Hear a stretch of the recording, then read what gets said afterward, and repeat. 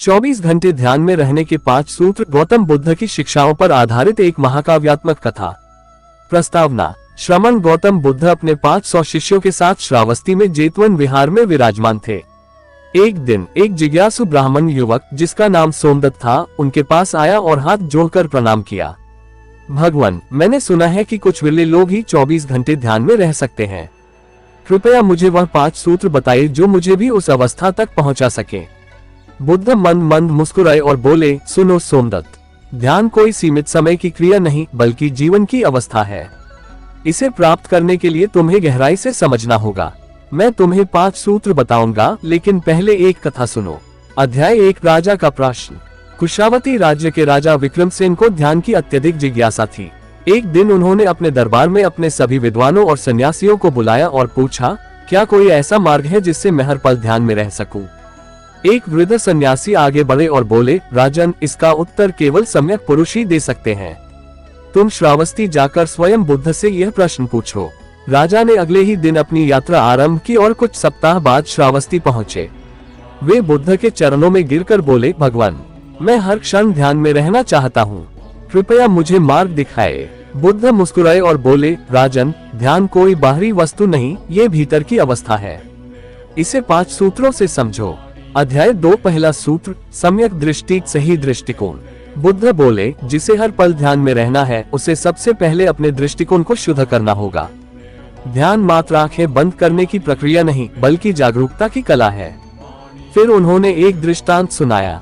श्रावस्ती में एक गरीब लकड़हारा था। वह हर दिन जंगल में लकड़ियां काटता और बेचता था, लेकिन वह हमेशा चिंतित रहता, क्या मैं कल भी लकड़ियां काट पाऊंगा? क्या मेरे बच्चे भूखे रह जाएंगे? एक दिन उसने बुद्ध का प्रवचन सुना और सम्यक दृष्टि का अर्थ समझा। उसने जाना कि अतीत और भविष्य की चिंता उसे केवल दुख ही दे रही थी। उसने अपने कार्य को पूरी जागरूकता से करना शुरू किया। अब वह जब जंगल जाता तो केवल पेड़ों की छाया, पक्षियों की आवाज और अपने शरीर की हलचल पर ध्यान देता। धीरे धीरे वह हर पल ध्यान में रहने लगा। बुद्ध ने कहा, राजन, सम्यक दृष्टि का अर्थ है जीवन को यथार्थ रूप में देखना, न कि अपने विकारों के माध्यम से। जब तुम हर घटना को उसी रूप में स्वीकार करोगे जैसी वह है, तब तुम 24 घंटे ध्यान में रह पाओगे।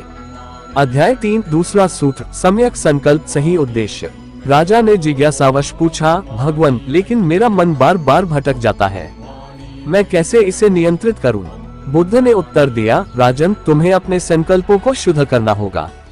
यदि मन में लोभ, मोह और अहंकार रहेगा तो ध्यान कभी टिकेगा ही नहीं। फिर उन्होंने एक और दृष्टांत सुनाया। एक बार एक व्यापारी ध्यान सीखने एक मुनि के पास गया। मुनि ने कहा, पहले ये बताओ कि तुम्हारा उद्देश्य क्या है? व्यापारी बोला, मैं अमीर बनना चाहता हूँ। मुनि ने कहा, ध्यान अमीरी नहीं, आंतरिक शांति का मार्ग है। जब तक तुम्हारा संकल्प सही नहीं होगा, ध्यान में स्थिरता नहीं आएगी। राजा ने समझ लिया कि ध्यान का दूसरा सूत्र सम्यक संकल्प है। जब तक मन में शुद्ध उद्देश्य नहीं होगा, तब तक ध्यान में स्थायित्व नहीं आएगा। अध्याय 4। तीसरा सूत्र, सम्यक वाणी, सही वचन। बुद्ध ने कहा, ध्यान का तीसरा सूत्र है सम्यक वाणी।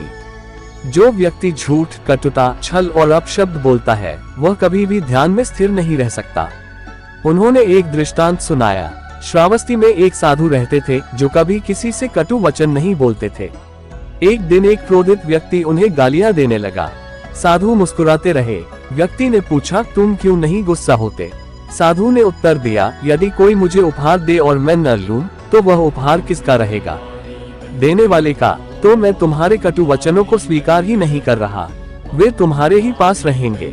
राजा ने समझ लिया कि यदि वाणी शुद्ध होगी तो मन भी शांत रहेगा और ध्यान स्वाभाविक हो जाएगा। अध्याय 5। चौथा सूत्र, सम्यक कर्म, सही आचरण। बुद्ध बोले, राजन, जो व्यक्ति हिंसा, चोरी, व्यभिचार और अन्य पाप कर्म करता है, वह कभी भी ध्यान में स्थिर नहीं रह सकता। यदि आचरण शुद्ध होगा तो मन स्वतः ध्यान में रहेगा। उन्होंने एक दृष्टांत सुनाया। अलिंद नामक एक व्यक्ति ध्यान सीखने आया, लेकिन उसका मन हमेशा अशांत रहता। बुद्ध ने पूछा, क्या तुम किसी को धोखा देते हो? उसने कहा, हाँ, मैं व्यापार में छल करता हूँ। बुद्ध बोले, यदि मन में पाप है तो ध्यान में स्थिरता कैसे होगी? अलिंद ने सही आचरण अपनाया और धीरे धीरे ध्यान में गहराई से उतर गया। अध्याय 6। पांचवा सूत्र, सम्यक स्मृति, सही जागरूकता। राजा ने अंतिम प्रश्न किया, भगवान, अंतिम सूत्र क्या है? बुद्ध बोले, हर क्षण जागरूक रहना ही सम्यक स्मृति है। जब तुम भोजन करो, चलो, बोलो, देखो, हर क्रिया में संपूर्ण जागरूकता रखो। यही पूर्ण ध्यान है। उन्होंने अंतिम दृष्टांत सुनाया। एक बार एक शिष्य ने पूछा, भगवान, ध्यान कब करें? बुद्ध बोले, जब तुम खाते हो, चलते हो, सोते हो, हर समय। जागरूकता ही ध्यान है। राजा ने पांचों सूत्र समझ लिए और अपने राज्य में जाकर इन्हें अपनाया। कुछ ही वर्षों में वह स्वयं एक ध्यानस्थ व्यक्ति बन गया। बुद्ध ने सोमदत्त से कहा, यदि तुम भी 24 घंटे ध्यान में रहना चाहते हो तो इन 5 सूत्रों को अपनाओ। सम्यक दृष्टि, सम्यक संकल्प, सम्यक वाणी, सम्यक कर्म और सम्यक स्मृति। सोमदत्त ने इन्हें अपनाया और कुछ वर्षों में वह भी एक महान साधक बन गया। श्रावस्ती का जेतवन विहार, वह स्थान जहां बुद्ध के वचनों से अनगिनत लोगों ने जागरण की ओर कदम बढ़ाए। एक दिन एक युवा सन्यासी आनंद, जो ध्यान की गहराइयों को पाना चाहता था, बुद्ध के पास पहुंचा और बोला, भगवान, मैं ध्यान करता हूँ, किंतु कुछ समय बाद मन भटक जाता है। मैं चाहता हूँ कि 24 घंटे ध्यान में रह सकूं। क्या कोई गूढ़ रहस्य है जो केवल विरले ही जानते हैं? बुद्ध मंद मुस्कुराए और बोले, हाँ आनंद, ये संभव है, परंतु केवल वही इसे समझ सकते हैं जो समर्पण और धैर्य रखते हैं। मैं तुम्हें 5 गूढ़ रहस्य बताऊंगा, जिनका पालन करने पर ध्यान तुम्हारा स्वभाव बन जाएगा। अध्याय 1, पहला रहस्य, अनिच्चा, सब कुछ नश्वर है। बुद्ध बोले, आनंद, सबसे पहला रहस्य है अनिच्चा, सब कुछ बदलता है, कुछ भी स्थायी नहीं है। फिर उन्होंने एक दृष्टांत सुनाया। एक बार एक सम्राट ने अपने राज्य के सबसे बुद्धिमान व्यक्ति को बुलाया और कहा, मुझे ऐसा वचन दो जिसे जब मैं दुखी रहूं तो शांति मिले और जब आनंद में रहूं तो अहंकार समाप्त हो जाए। वह ज्ञानी मुस्कुराया और एक पंक्ति लिख दी, ये भी बीत जाएगा। राजा ने पढ़ा और स्तब्ध रह गया। उसने समझ लिया कि सुख हो या दुख, हर चीज नश्वर है। बुद्ध ने आनंद से कहा, यदि तुम इस सत्य को पूर्ण रूप से स्वीकार कर लो तो तुम्हारे भीतर कोई भय, कोई दुख, कोई चंचलता नहीं रहेगी। तुम्हारा मन हमेशा संतुलित रहेगा और यही ध्यान की अवस्था है। अध्याय 2, दूसरा रहस्य, अहंकार का विसर्जन। आनंद ने पूछा, भगवान, मैं ध्यान में बैठता हूँ लेकिन मन में विचारों का तूफान आ जाता है, क्या करूँ? बुद्ध मुस्कुराए और बोले, दूसरा रहस्य है अहंकार का विसर्जन। जब तक मैं रहेगा तब तक ध्यान नहीं टिकेगा। उन्होंने एक कथा सुनाई। एक महान संगीतकार अपने शिष्य को वीणा बजाना सिखा रहा था। शिष्य बार बार गलती कर रहा था। गुरु ने पूछा, जब तुम वीणा बजाते हो तब क्या सोचते हो?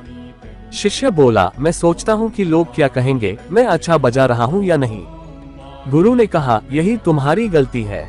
जब तक मैं रहेगा तब तक संगीत नहीं बहेगा। जब तुम स्वयं को भूल जाओगे तब संगीत स्वयं प्रकट होगा। बुद्ध बोले, ध्यान भी ऐसा ही है। जब तुम मैं ध्यान कर रहा हूँ सोचते हो तब मन विचलित होता है। जब तुम मैं को भूल जाओगे तब ध्यान स्वाभाविक हो जाएगा। अध्याय 3, तीसरा रहस्य, संपूर्ण समर्पण। आनंद ने जिज्ञासु होकर पूछा, भगवान, ध्यान को सहज कैसे बनाऊं? बुद्ध बोले, इसके लिए संपूर्ण समर्पण आवश्यक है। जब तक ध्यान केवल एक अभ्यास है तब तक यह स्थायी रहेगा, लेकिन जब ये तुम्हारा जीवन बन जाए तब ये 24 घंटे तक बना रहेगा। उन्होंने एक दृष्टांत सुनाया। एक किसान खेत जोत रहा था। एक संत ने उससे पूछा, तुम इतनी मेहनत क्यों करते हो? किसान बोला, यह मेरा जीवन है, यदि मैं इसे अधूरे मन से करूं तो मेरा परिवार भूखा रह जाएगा। संत बोले, जब तुम ध्यान को भी इसी तरह अपनाओगे जैसे ये तुम्हारे जीवन की सबसे आवश्यक क्रिया है, तभी यह टिकेगा। बुद्ध बोले, आनंद, जब ध्यान तुम्हारा अस्तित्व बन जाएगा तब ये 24 घंटे तक बना रहेगा। अध्याय 4, चौथा रहस्य, वर्तमान क्षण में जीना। आनंद ने कहा, भगवान, मेरा मन अतीत की स्मृतियों और भविष्य की कल्पनाओं में भटकता रहता है, इससे कैसे बचूं? बुद्ध बोले, चौथा रहस्य है वर्तमान में जीना। जब तक तुम अतीत या भविष्य में जीते हो ध्यान टूटता रहेगा। उन्होंने एक कथा सुनाई। एक युवा भिक्षु नदी के किनारे ध्यान कर रहा था, लेकिन उसका मन भटकता था। अतीत में मैंने ये किया, भविष्य में मुझे वह करना है। एक वृद्ध संत वहां आए और कहा, क्या तुमने कभी नदी को देखा है? ये कभी रुकती नहीं, ये हमेशा बहती रहती है, लेकिन ये कभी भूतकाल या भविष्य की चिंता नहीं करती। भिक्षु ने ये सुना और तुरंत जागरूक हो गया। बुद्ध बोले, जब तुम हर क्षण में जागरूक रहोगे, जब तुम पूरी तरह से अभी में रहोगे, तभी ध्यान निरंतर रहेगा। अध्याय 5, पांचवा रहस्य, साक्षी भाव। अब आनंद ने अंतिम प्रश्न किया, भगवान, मन के विचारों को कैसे शांत करूं? बुद्ध बोले, आनंद, मन को शांत करने की आवश्यकता नहीं। अंतिम रहस्य यह है कि तुम साक्षी बनो। विचार आएंगे और जाएंगे, तुम बस उन्हें देखो। उन्होंने एक दृष्टांत दिया। एक व्यक्ति नदी के किनारे बैठा था। वह पानी में बहते हुए पत्तों को देख रहा था। यदि वह किसी पत्ते को पकड़ने की कोशिश करता तो पानी में हलचल मच जाती, लेकिन जब वह केवल देखता तो पानी शांत बना रहता। बुद्ध बोले, यही ध्यान का रहस्य है। तुम विचारों को पकड़ते हो, इसीलिए वे तुम्हें परेशान करते हैं। यदि तुम केवल साक्षी बन जाओ, उन्हें आते जाते देखो, लेकिन उनसे जुड़ो मत, तो ध्यान अपने आप गहरा होता जाएगा। बुद्ध ने आनंद से पूछा, अब बताओ तुमने क्या सीखा? आनंद ने कहा, मैंने जाना कि ध्यान कोई साधारण क्रिया नहीं, बल्कि जीवन की अवस्था है। यदि मैं अनिच्छा को स्वीकार कर लूं, अहंकार को छोड़ दूं, संपूर्ण समर्पण करूं, वर्तमान में जीऊं और साक्षी बन जाऊं, तो मैं 24 घंटे ध्यान में रह सकता हूं। बुद्ध मुस्कुराए और बोले, अब तुम सही मार्ग पर हो आनंद। इन 5 रहस्यों को अपनाओ और तुम्हारा पूरा जीवन ध्यानमय हो जाएगा। 24 घंटे ध्यान में रहने के 5 अनमोल सिद्धांत। गौतम बुद्ध की एक और महाकाव्यात्मक कथा। भूमिका, श्रावस्ती का जेतवन विहार। सुबह का समय था। सूर्य की किरणें मठ की दीवारों पर पड़ रही थीं। बुद्ध ध्यान में लीन थे और उनके 500 शिष्य भी मौन साधे बैठे थे। तभी एक साधक महावीर उठकर बुद्ध के चरणों में आया। भगवान, उसने कहा, मैं ध्यान करता हूँ, लेकिन ये केवल कुछ समय के लिए रहता है। मैं चाहता हूँ कि यह 24 घंटे बना रहे। क्या ऐसा संभव है?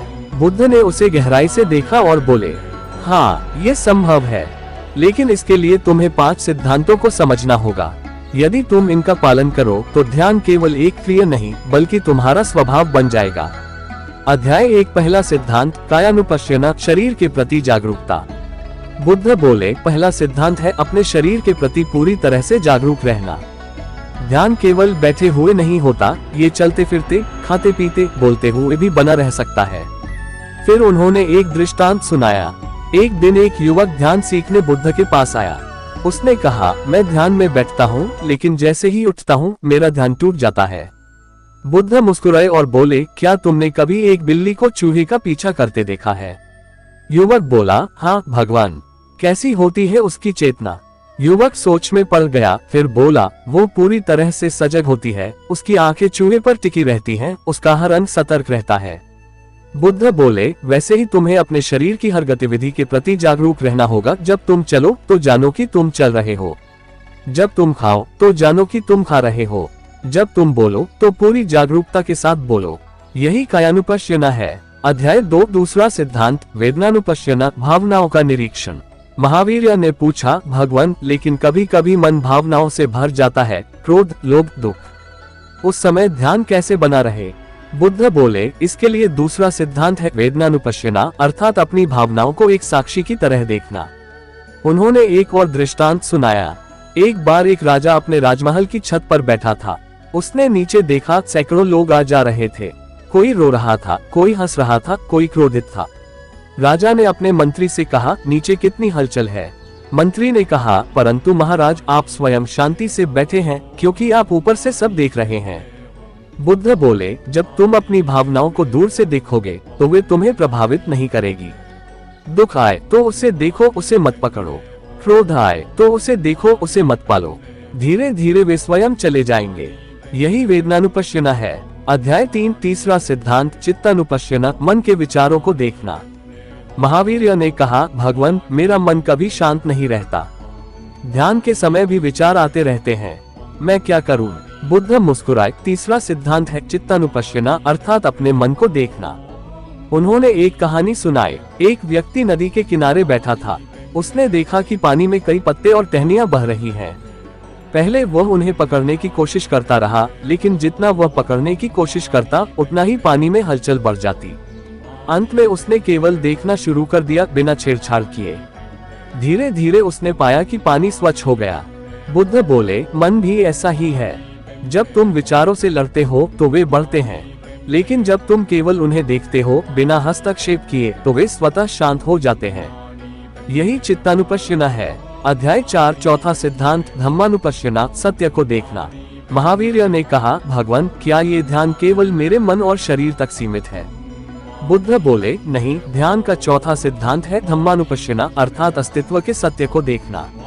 उन्होंने एक दृष्टांत सुनाया। एक बार एक किसान खेत में हल चला रहा था, तभी उसे जमीन में एक पत्थर मिला। उसने उसे हटाने की कोशिश की, लेकिन वह हिला भी नहीं। फिर उसने ध्यान से देखा, वह कोई साधारण पत्थर नहीं था, बल्कि एक शिलालेख था। उस पर लिखा था, जो इसे समझ लेगा वही सत्य को जान पाएगा। उसने और गहराई से खोदना शुरू किया और वहां से एक गुप्त सुरंग निकली, जो उसे एक प्राचीन मंदिर तक ले गई। बुद्ध बोले, ऐसे ही जब तुम जीवन के सत्यों को देखना शुरू करोगे कि सब कुछ अनित्य, नश्वर है, सब कुछ दुख का कारण है और कुछ भी आत्मा नहीं है, तो तुम सत्य को जान पाओगे। यही धम्मानुपश्यना है। अध्याय 5, पांचवा सिद्धांत, उपेक्षा, संतुलन बनाए रखना। महावीर ने कहा, भगवान, जब मैं ध्यान में गहरा उतरता हूँ तो कभी कभी बहुत आनंद आता है, लेकिन फिर वह चला जाता है और मैं व्याकुल हो जाता हूँ। बुद्ध बोले, अंतिम सिद्धांत है उपेक्षा, अर्थात संतुलन बनाए रखना। सुख हो या दुख, लाभ हो या हानि, प्रशंसा हो या निंदा, तुम्हें समान रहना सीखना होगा। उन्होंने एक अंतिम कथा सुनाई। एक बार एक साधु को दो व्यक्तियों ने आमंत्रित किया। पहले व्यक्ति ने उसे स्वादिष्ट भोजन खिलाया, सम्मान दिया। दूसरा व्यक्ति उसे गालियां देने लगा, लेकिन साधु दोनों के प्रति समान भाव से रहा। किसी पर वह प्रसन्न नहीं हुआ, किसी पर वह क्रोधित नहीं हुआ। बुद्ध बोले, जब तुम सुख और दुख में समान रहना सीख जाओगे तो ध्यान कभी नहीं टूटेगा। यही उपेक्षा है। उपसंहार। महावीर ने सिर झुकाकर कहा, भगवान, अब मुझे समझ में आ गया कि ध्यान केवल बैठने की क्रिया नहीं, बल्कि जीने की कला है। जब मैं अपने शरीर, भावनाओं, विचारों, सत्य और संतुलन को देखूंगा, तब मैं 24 घंटे ध्यान में रह सकूंगा। बुद्ध मुस्कुराए और बोले, अब तुम सच्चे ध्यान की ओर बढ़ रहे हो, महावीर। समाप्त।